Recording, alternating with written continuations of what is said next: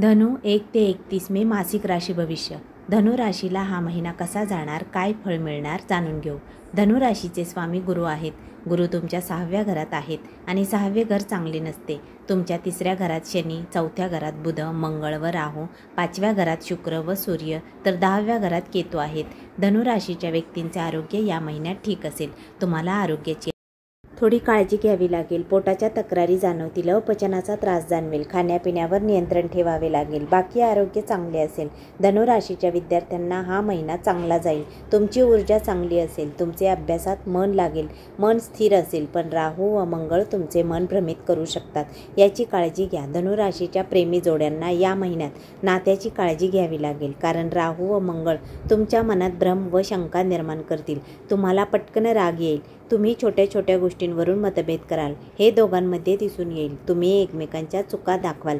या सर्व गोष्टी 15 मे पर्यंत असतील. त्यानंतर तुमचे नाते सुधारेल. तुमच्या नात्यात बहर येईल, पण त्या अगोदर काळजी घ्या. धनु राशीच्या वैवाहिक जोड्यांना 11 मे नंतर चांगले दिवस येतील. तुमचे नाते सर्वश्रेष्ठ असेल, पण 11 मे अगोदर तुमच्यात किरकोळ वाद होऊ शकतात. तुमच्या नात्यात ताण असेल. 11 मे नंतर तुमच्या नात्यात मधुरता येईल. तुम्ही फॅमिली प्लॅनिंग करू शकता.